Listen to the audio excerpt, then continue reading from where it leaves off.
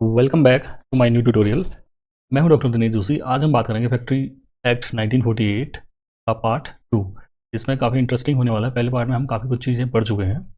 अब second part में जाएंगे। पहले पार्ट में हम जो चीज़ पढ़े उसमें हम डिस्क्राइब कर लेते हैं। हेल्थ को लेकर हमने बात कर ली है। रजिस्ट्रेशन प्रोसेस क्या है किसी फैक्ट्री में, उसको लेकर हमने बात करी। देन उसके बाद हमने कुछ और चीज़ों के ऊपर बात करी। देखिए, अप्रूवल कैसे किया जाता है, लाइसेंसिंग का, उसके ऊपर बात करी। बहुत ही इंटरेस्टिंग है ये। देन ऑब्जेक्टिव्स क्या होते हैं फैक्ट्री एक्ट के, 4 ऑब्जेक्टिव के ऊपर हमने बात करी, ये हमने बात कर ली है। और डेफिनेशंस हैं जो हैं फैक्ट्री एक्ट में, क्या क्या है। सेक्शन 2 पे है आपका, एडल्ट को किसे कहते हैं, एडोलेसेंट किसे कहते हैं, कैलेंडर ईयर किसे कहेंगे हम, चाइल्ड किसे कहेंगे और यंग पर्सन किसे कहेंगे। ऐसे और कुछ फीचर्स हमने बात करी, किन किन टॉपिक्स में हमने बात करनी। नाउ आगे करते हैं उसी टॉपिक को, उसी पार्ट को आगे ले जाते हैं। तो स्टार्ट करते हैं। सबसे पहले आता है कि ड्रिंकिंग वाटर फैसिलिटीज़ के बारे में। जो फैक्ट्री एक्ट है उसमें ड्रिंकिंग वाटर का सेक्शन क्या है, 18 है। क्वेश्चन पूछता है कई बार, factory act, what do you mean by factory act, what are the provisions of factory act regarding health and drinking water. ये क्वेश्चन कई बार आता है। तो अब इसमें हेल्थ के बारे में तो हमने बात कर ली है, तो अब ड्रिंकिंग वाटर के बारे में बात करते हैं। सबसे पहली बात आती है, arrangement shall be made to provide and maintain sufficient supply wholesome drinking water. भाई सफिशिएंट सप्लाई होनी जरूरी है, वाटर सप्लाई, ये बहुत इंपॉर्टेंट है। ठीक। सेकेंडली क्या बात कर रहा था, प्रोविजन। सेकेंड केस है, provision shall be made for cooling drinking water. Cooling drinking water that means ठंडा ड्यूरिंग हॉट वेदर, गर्मी हो, by electric means and for the distribution there of in the fact every factory where in more than 200, भाई 200 से ज़्यादा हैं, and 250 workers are ordinary employed. तो उसमें क्या होगा, कूलिंग ड्रिंकिंग वाटर की फैसिलिटी होगी। और हॉट सीजन में, जब गर्मी का सीजन, तो 250 से ऊपर वर्कर्स हैं, तो वहाँ पर डिस्ट्रीब्यूशन कूलिंग सिस्टम होना चाहिए, जो उनको पानी की फैसिलिटी है प्रॉपर वे पे होनी चाहिए। देन थर्डली है, examine as prescribed by the authority of the supply and distribution of drinking water in factories.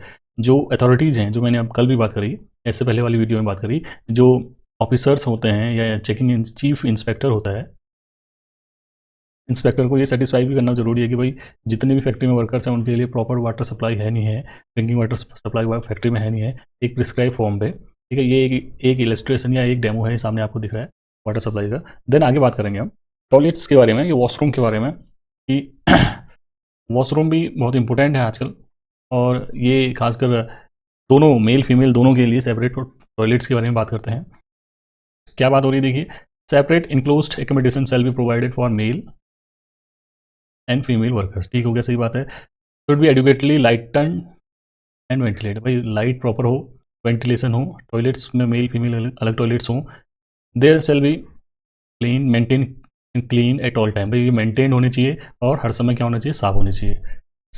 Next point इसमें एक और है, sweepers shall be employed whose primary duty would to keep toilets and washroom या washing place clean. Sweepers को employed करना बहुत ज़रूरी है फैक्ट्री में, जहाँ पर वो सफाई का ध्यान हमेशा रखते रहें, और जो वॉशरूम है, टॉयलेट्स हैं, वो हमेशा रेगुलर वे पे क्लीन होने चाहिए। Spittoons, that means there shall be a sufficient number of spitons in convenient places and there shall be maintain a clean and hygienic condition। भाई ये भी सही बात है भाई, स्पीटॉन्स होने चाहिए, जो यूनिक जरूरी है। इसके लिए आपको सुपर की जरूरत पड़ेगी, जो अच्छे बोलते हैं हम, one who clean the toilets and maintain the toilet properly, हम सुपर बोलते हैं। उसका सेक्शन आपको याद रखना है रिगार्डिंग सेक्शन 19। देन आगे बात करते हैं, वेलफेयर फैसिलिटी बहुत इंपॉर्टेंट है, इंपॉर्टेंट। ठीक, वेलफेयर फैसिलिटी के अकॉर्डिंग क्या है, washing facilities separate for women and man. Washing facilities हो, separate room for women and man for drying of cloth. अगर कुछ ऐसे हॉस्पिटलिटीज़ के वर्कर्स हैं या कुछ ऐसी जगह पर काम होता है जहाँ पर ड्रेसेस की बहुत ज़्यादा जरूरत होती है, उस केस पे ये बात हो रही है। Separate rest room for man and women, भाई वुमेन के लिए सेपरेट रूम होने चाहिए और मैन के लिए सेपरेट रूम होने चाहिए, रेस्ट रूम, जैसे कि आपको यहाँ सामने दिख रहा है। ठीक है, ये देखो, आपको मैन और वुमेन के लिए अलग अलग सेपरेट रेस्ट रूम होने चाहिए, जहाँ पर वो अपना आराम भी कर सके। जैसे कॉलेज और स्कूल्स में टीचर्स का क्लासरूम के साथ साथ आपका स्टाफ रूम होता है, वैसे ही आपका यहाँ पर फैक्ट्री में रेस्ट रूम होना चाहिए, जहाँ पर आप वर्कर जो है आराम कर सकें। ठीक, आगे बात करेंगे हम लंच फैसिलिटीज़ के बारे में। अच्छा है, इंपॉर्टेंट की कैटेगरी में आता है lunch room. Lunch room where more than 150 employed और क्रैचेज वेयर 30 और मोर वुमेन आर एम्प्लॉयड। और एक चीज़ और इम्पोर्टेंट है कि क्रैचेज का होना।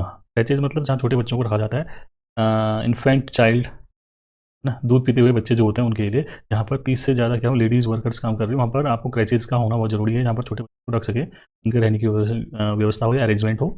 सेकेंडली, अपॉइंटमेंट वेलफेयर ऑफिसर्स वर 500 और मोर एम्प्लॉयड और under 300 clear notice of dangerous operation. जहाँ पर 500 से ज़्यादा वर्कर्स होंगे, ये ध्यान रखना, वहाँ पर वेलफेयर ऑफिसर्स का होना जरूरी फैक्ट्री में। एक दूसरा, अगर जहाँ पर 300 से ऊपर का कंपनी में काम कर रहे हैं, जो डेंजरस हेल्थ को लेकर होता है या डेंजरस ऑपरेशंस के काम होते हैं, डेंजरस वर्क होते हैं जो लाइफ को लेकर हैजार्डियस भी होते हैं, खतरे वाले काम, उस केस पे सेफ्टी ऑफिसर भी होता है और वेलफेयर ऑफिसर भी होना जरूरी है फैक्ट्री के केस। ठीक, आगे बात करेंगे हम फर्स्ट एड के बारे में। फर्स्ट एड ये तो बहुत ही इंपॉर्टेंट है, हेल्थ को लेके भी है। फर्स्ट एड बहुत इंपॉर्टेंट, हर जगह पर ये बहुत जरूरी। First aid box equip with special या विद प्रिस्क्राइब मेडिसिन, जो प्रिस्क्राइब्ड मेडिसिन होंगे, प्रिस्क्राइब बाई डॉक्टर्स, ठीक है, वो मेडिसिन होनी चाहिए। किस पे होना चाहिए? फर्स्ट एड बॉक्स पे। Prescribed machine medicine, ambulance room where 500 और मोर एम्प्लॉयड, और एम्बुलेंस का रूम होना चाहिए, एम्बुलेंसेस होनी चाहिए जहाँ पर 500 से ज़्यादा एम्प्लॉयड हो। Next point, canteen for use of workers where 250 for more employed, 150 for plantation labour act. अब एक चीज़ और है कि भाई कैंटीन की फैसिलिटी भी होनी चाहिए जहाँ पर एम्प्लॉयड कितने हो, 250 से ऊपर हो, वहाँ ये मैंडेटरी है, दी ज़्यादा मैंडेटरी फिगर्स। वो 250 का केस होगा तो कैंटीन मस्ट है, उससे कम होने में भी चलेगा, मगर 250 से ऊपर तो कैंटीन एनी हाँ होनी चाहिए। देन एक और है कि भाई कोई plantation rubber plantation and labour act कहता है कि उस केस में आपको कितने होने चाहिए, 150 से ऊपर अगर वर्कर्स होंगे तो वहाँ पर कैंटीन की फैसिलिटी होनी जरूरी है। देन आगे बात करेंगे हम वर्किंग आवर्स ऑफ एडल्ट्स। ये बहुत ही इंटरेस्टिंग है। एडल्ट्स के लिए वर्किंग आवर्स क्या रहेंगे, हर केस में अलग अलग है। इसको बहुत इंटरेस्टिंगली और इसको नोट्स आप पक्का बनाइए। ये कुछ येलो कलर से डार्क है, इसको आप देखिए एक बार, मैं बताता हूँ आपको। Working hours of adults, adults क्या होते हैं मैंने बता दिया। वर्किंग आवर्स मतलब जितने काम के वर्किंग आवर्स में जितने में काम किया जाएगा वो वर्किंग आवर की कैटेगरी में आएगा, जिसमें काम किया जाएगा। According to the factory act 1948 one, the employ working in a factory would gain benefits to following regulations. क्या क्या बेनिफिट्स होते हैं? सबसे पहली बात है कि no workers would be given permission to work in a factory more than 48 hours in a week. 48 घंटे से ज़्यादा कोई भी वर्कर जो है एक फैक्ट्री में 1 वीक से ज़्यादा 1 वीक में 48 घंटे से ज़्यादा काम नहीं कर सकता है। सेकंड केस है, ये तो फर्स्ट पॉइंट है, पॉइंट वाइज। सेकंड केस में है no worker should made to work continuously for 10 days without any holiday. भाई 10 दिन तक लगातार काम नहीं कर सकता वो, एक हॉलीडे बहुत जरूरी है मिलना, 10 दिन में एक छुट्टी, 1 out of 10 days। कहने का मतलब 10 दिन में एक दिन आपको छुट्टी पक्का मिलेगी फैक्ट्री के केस में। इन case of the workers deprived of any weekly holidays, he should be allowed to take that holiday in that month or within the 2 month immediately following that month।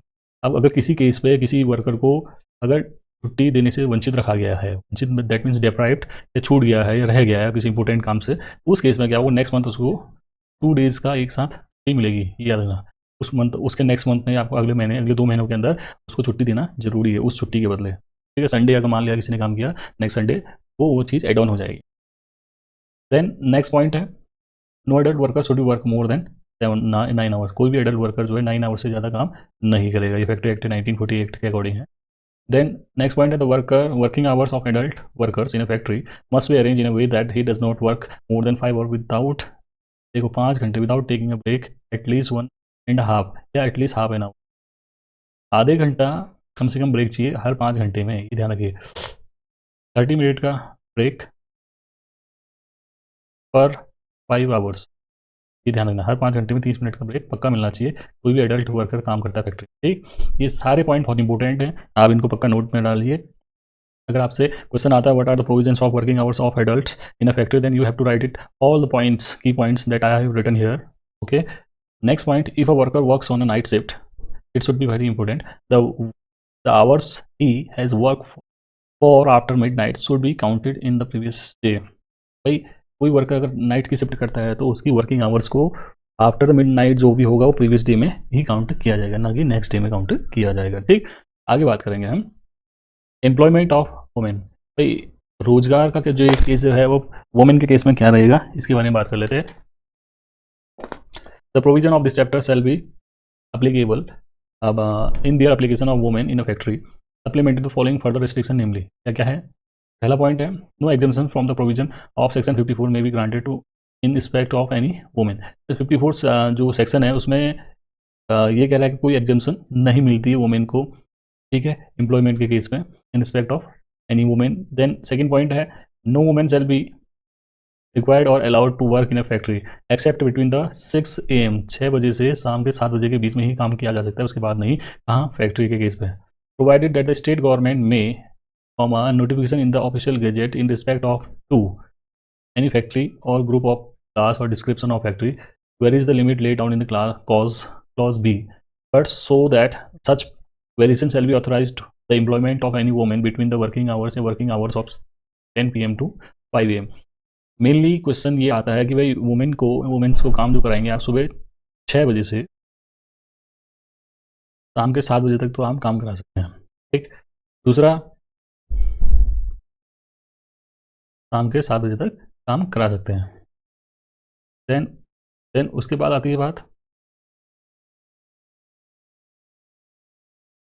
अगर कोई गवर्नमेंट स्टेट गवर्नमेंट चाहे तो इस clause में changes ला सकती है, जिसमें अब ये चीज़ बहुत ज़रूरी है, कोई एथराइजेशन होना ज़रूरी है, कोई अथॉरिटी होनी ज़रूरी है जो क्या करे, आपको 10 बजे, रात के 10 बजे से सुबह के 5 बजे तक काम कराए। मगर इस केस में गवर्नमेंट जो चाहती है वो थोड़ा अवॉइड करती है, क्योंकि इसमें सिक्योरिटी मैटर्स हमेशा सामने आ जाते हैं। कई बार कुछ इंसिडेंट्स हो जाते हैं जिसमें गवर्नमेंट चाहती है कि ये चीज़ जो है इनको अवॉइड किया जाए। वुमेन की सेफ्टी के लिए सुबह 6 बजे से रात के शाम के 6-7 बजे तक ही मैक्सिमम काम का वर्क अलाउ किया जाता है फैक्ट्री में।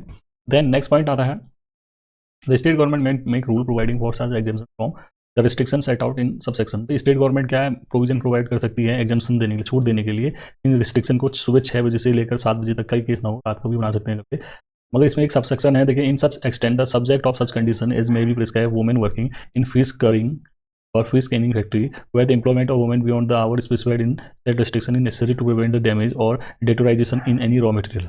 इस केस में, किस केस में? फिश कैनिंग का जो काम होता है मछली वाला, या मछली के ऊपर, या मछली का जो फैक्ट्री है जहाँ पर इसको, क्योंकि वो 24 आवर्स या उसमें मछलियाँ ख़राब हो सकती हैं, तो उस केस में क्या होता है, डैमेज या कुछ नुकसान होने के केस में कुछ स्पेशल प्रोविजन है जो गवर्नमेंट बना सकती है या बनाती है मैक्सिमम केस में, उसमें ये ध्यान रखना पड़ता है आपको, ठीक। आगे बात करेंगे हम, नाउ बात करेंगे हम वेलफेयर ऑफ चिल्ड्रन के बारे में बात करना चाह रहे हैं। यहाँ पर हम बात करेंगे कि भाई फैक्ट्री में जो चिल्ड्रन हैं, छोटे बच्चे हैं, उनके केस में क्या प्रोविजन है 1948 का एक्ट जो कहता है। पहला है, no child below the age of 14 shall be required और कॉमा लगा देखो और allowed to work in a factory. The act define a child as a person who is below 15 year of age. भाई एक्ट कहता है कि जो 15 साल से कम है, जो 14 साल तक हैं, उनको आप फैक्ट्री में काम नहीं दे सकते और नहीं काम करा सकते उनसे। सेकंड केस है, क्योंकि ये वेलफेयर के बारे में बात हो रही है, कल्याण के बारे में बात हो रही है, छोटे बच्चों की पढ़ाई का बहुत ज़रूरी है, मैंडेटरी, तो उस केस में अगर हम उनको काम कराएंगे तो पढ़ाएंगे कब। सेकंड बात आती है कि आर्टिकल 24 प्रोविजन और prohibition of employment of children in a factory etcetera. No child below the age of 14 shall be employed in a factory और वर्क इन अ फैक्ट्री और माइन और engaged in any other hazardous employment. भाई किसी भी hazardous में या नुकसानदायक जो है, खतरनाक, ये कह सकते हैं इसमें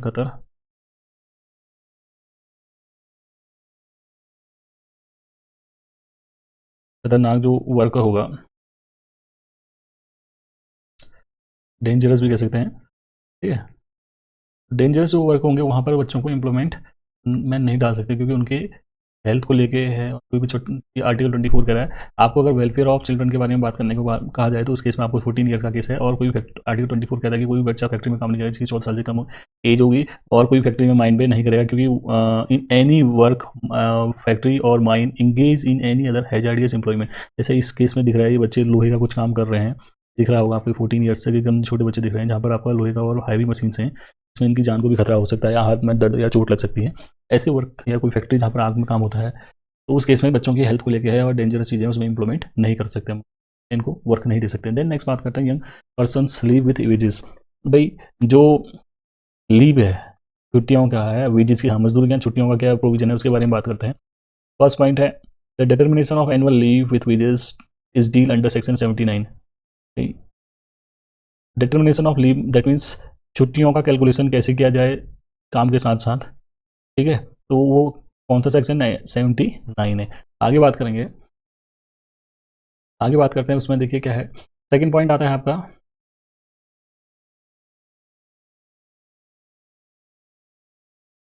सेकंड पॉइंट में बात करते हैं if any workers if any of the workers working in a factory want to claim the annual leave with wages. now point number 2, third point के बारे में बात करेंगे. थर्ड पॉइंट क्या कहता है, number of days granted as leave for an adult, 1 day for every 20 days of work perform. हर 20 दिन में एक छुट्टी देना बहुत ज़रूरी है इसको, एन एडल्ट को.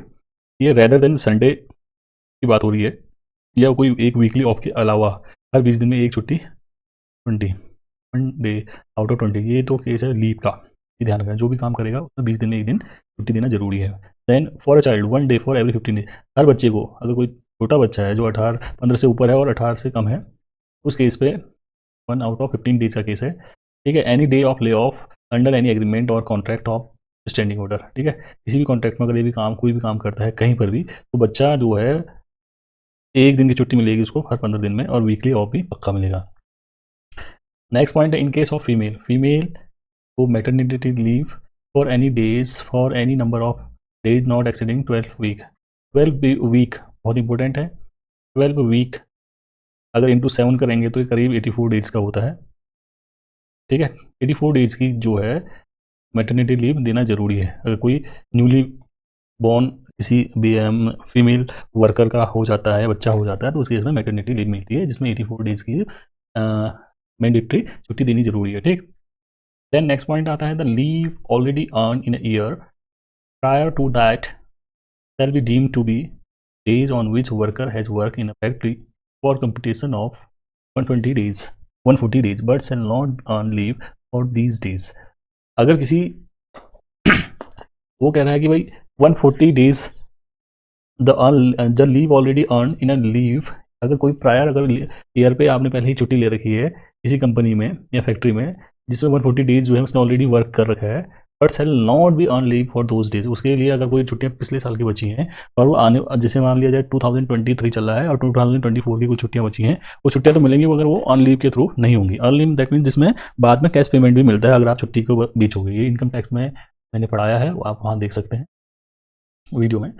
दैट मीन्स आप अगर 240 डेज़ का वर्किंग आवर्स कर लिया है या वर्किंग डेज़ कर लिए हैं या वर्किंग डेज़ कर दिए हैं, तो उसके बाद जो एक्स्ट्रा डेज़ बचते हैं, अगर उसकी कोई हॉलीडे बनती है 30 डेज़ का, अगर आपका हॉलीडे बच गया है तो आप नेक्स्ट ईयर पे आप एड ऑन तो कर सकते हैं, मगर उसमें क्या नहीं मिलेगा, अर्न लीव नहीं मिलेगा. बट सेल नॉट कह रहा है, देखो, but shall not earn leave. Earn leave that means जिसमें कैश पेमेंट आपको छुट्टियों के बदले मिल जाता है, जितनी छुट्टियों का नुकसान हुआ. मगर यहाँ पर ये नहीं होता है, मगर छुट्टियाँ मिलेंगी आपको.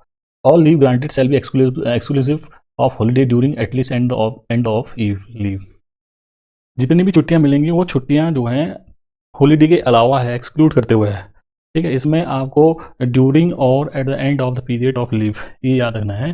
जितनी भी छुट्टियां मिलेंगी उसमें एक्सक्लूड करते हुए, इंक्लूड करते हुए नहीं है. छुट्टियों को, हॉलीडे छुट्टीज़ को एक्सक्लूड करते हुए है, ताकि आपकी छुट्टियां जो, जैसे मान लिया जाए किसी फैक्ट्री में किसी वर्कर को एक साल में 10 छुट्टियाँ मिलती हैं, तो इसका मतलब ये नहीं कि उसमें संडे या कोई पब्लिक हॉलीडे इंक्लूड होगा. ठीक है. वो छुट्टियाँ जो होंगी वर्किंग आवर्स की छुट्टियाँ होंगी, वर्किंग डेज़ की छुट्टियाँ होंगी. ठीक है. आगे बात करेंगे पेनल्टी एंड प्रोविजंस के बारे में. पेनल्टी किन किन चीज़ों को लेके है और क्या क्या प्रोविजन है, इसके बारे में बात कर लेते हैं. पेनल्टीज एंड प्रोविजंस के ऊपर बात करते हैं. First, this section state that in case there is any kind of contravention with the law of the act, then the occupier and the manager of the factory will be equally responsible for the breaking of the law. भाई किसी भी case में अगर ये section ये कहता है, act जो 1948 का एक्ट है, फैक्ट्री एक्ट, वो ये कहता है कि अगर आपने लॉ में जो भी एक्ट में जो भी हमने अभी पढ़ा, जो भी मैटर्स हैं, हेल्थ को लेकर है, वेलफेयर को लेकर है, स्मॉल चाइल्ड को लेकर है, वर्किंग चाइल्ड है, वेलफेयर की लेकर बात कर ली हमने, ड्रिंकिंग वाटर की लेकर बात कर रही है, और लीव को लेकर, छुट्टियों के बारे में हमने बात करी. अगर कोई भी और चीज़ें हैं जो, या रजिस्ट्रेशन प्रोसेस को लेकर है, और भी अगर ऐसे कोई पॉइंट्स हैं जो इस एक्ट में आते हैं, उसमें अगर कोई भी लूप होल्स आते हैं या गलत जानकारी है, तो सारी चीज़ों के लिए जिम्मेदार कौन होगा, ऑक्यूपायर और मैनेजर होगा उस कंपनी के.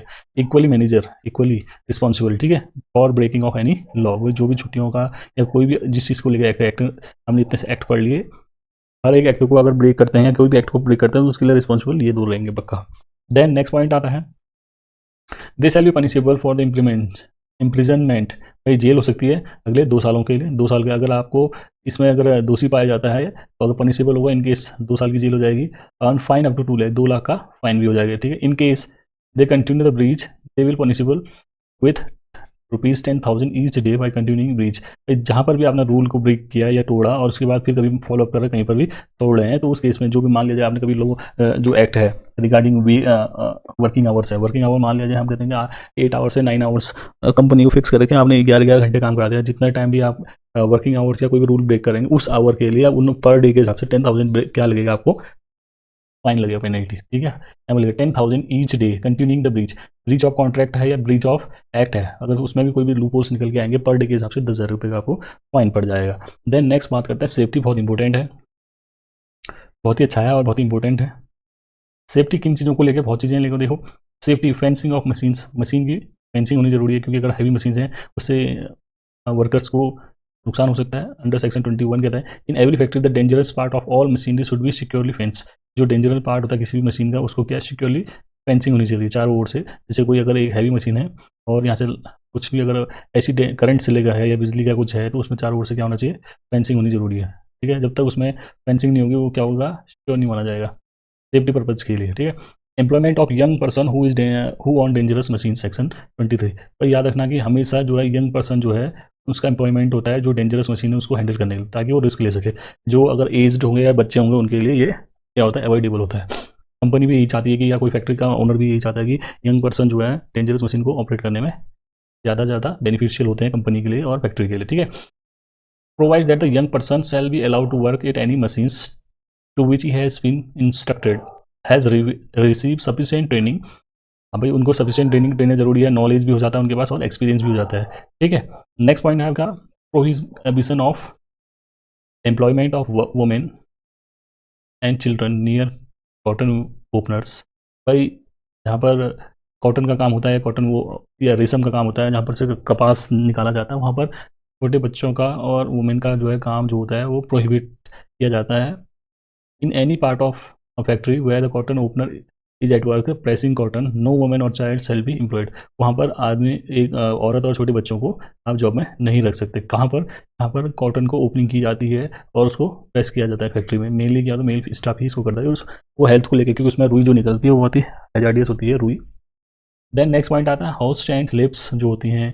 Every host and lips shall be good of mechanical shall be of good mechanical construction, sound material and adequate strength, properly maintained। जितने भी होस्ट होंगी, एक्सकेलेटर्स जिसे बोलते हैं, लिफ्ट हैं, वो जो है मैकेनिकल कंस्ट्रक्शन के अंदर, गुड मैकेनिकल कंस्ट्रक्शन के अंदर वो मेंटेन होनी चाहिए। प्रॉपर साउंड सिस्टम हो और एडुकेट स्ट्रेंथ हो, प्रॉपरली मेंटेन हो। उस केस में क्या हो, क्योंकि ये सेफ्टी मेजर्स के लिए बहुत इंपॉर्टेंट है। देन नेक्स्ट पॉइंट है striking gears and device for cutting of powers. कई बार क्या है, जो अगर अचानक कहीं आग लग गई या पावर फेलियर हो गया या पावर को कट ऑफ करने के लिए या कुछ ऐसा नुकसान हो गया तो उसके लिए आपका कटिंग ऑफ पावर्स के लिए स्ट्राइकिंग गियर्स होनी चाहिए और ऐसी डिवाइस होनी चाहिए जो क्या है तुरंत तो क्या होगा सेफ्टी मेजर्स ले सकें। और भी कुछ चीज़ें हो सकती है जैसे फायर के लिए है, फायर एक्सटिंग्विशर्स होते हैं। ठीक है, फायर एक्सटिंग्विशर्स वो भी आपके क्या होनी चाहिए, किसी भी कंपनी में एम्प्लॉयड होनी चाहिए या हर जगह पर कंपनी में क्या होना चाहिए, फायर वर्कर्स भी होने जरूरी फैक्ट्री के केस में खासकर। और दूसरा हर ऑफिस में आजकल आपने देखा होगा ये फायर एक्सटिंग्विशर एक सिलेंडर होता है। ठीक है, वो हमेशा रहता है ताकि कभी भी आग लग जाए या कुछ हो जाए तो वो तुरंत हेल्पफुल हो जाए। Then thank you for watching, ये बहुत ही इंटरेस्टिंग वीडियो था और हो सके तो आप इसके मेक नोट्स कमेंट पक्का करें, comment for your next video only for law students, industrial law students. Comment में आप देखिए जो भी टॉपिक आप छोड़ेंगे, जो मैक्सिमम टॉपिक आएंगे उन्हीं का वीडियो हम बनाएंगे। ठीक है, have a good day, nice, have a good day, bye, take care.